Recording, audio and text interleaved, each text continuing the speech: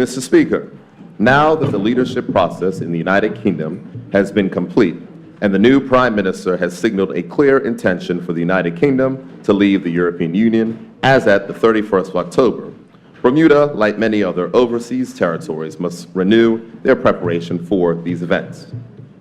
This is especially important where there is the growing likelihood of a no-deal Brexit. I'm looking at it on my thing. Therefore, Mr. Speaker, I can advise this Honorable House that as a part of Bermuda's ongoing preparation for this scenario, I have determined to strike a post-Brexit working group to consider and address those issues required to prepare Bermuda for the likely post-Brexit scenarios which may obtain in the United Kingdom. For the information of honorable members and the public, consider views on the impact of a no-deal Brexit can be summarized as follows. Trade. The United Kingdom would revert to World Trade Organization rules on trade. While Britain would no longer be bound by EU rules, it would have to face the EU's external tariffs. The price of imported goods in shops for Britons could go up as a result. Some British-made products may be rejected by the EU as new authorization and certification might be required. Manufacturers could move their operations to the EU to avoid delays in components coming across the border. People. The United Kingdom would be free to set its own controls on immigration by EU nationals, and the bloc could do the same for Britons. There could be long delays at borders if passports and customs checks are heightened. Laws. Relevant EU laws will be transferred over so there will be no black holes in Britain's new law book. Britain would no longer have to adhere to the rulings of the European Court of Justice, but it would be bound to the European Court of Human Rights, a non-EU body. Money. The UK government would not have to pay the annual £13 billion contribution, £13 billion contribution to the EU budget. However, Britain would lose out on some EU subsidies. The Common Agricultural Policy gives $3 billion to farmers in the United Kingdom. It is likely that both the European Union and the United Kingdom will have to honor financial commitments under the 2019 budget. The Irish border. The issue of the border between Northern Ireland and the Republic would remain unresolved.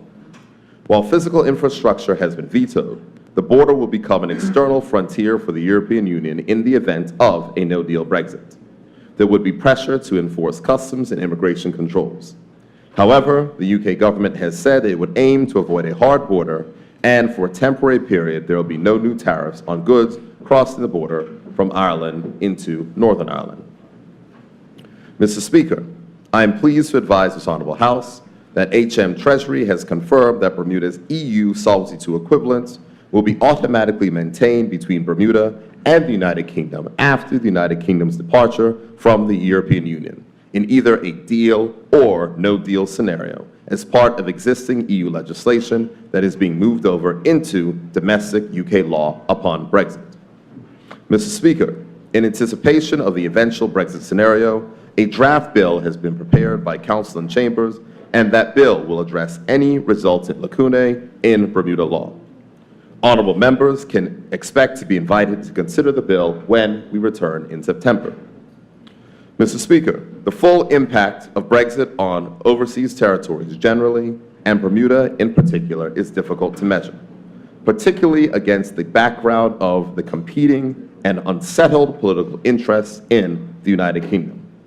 Considerations must include the prospect of a snap general election, the potential for a change in the UK government, and therefore its policy towards the overseas territories.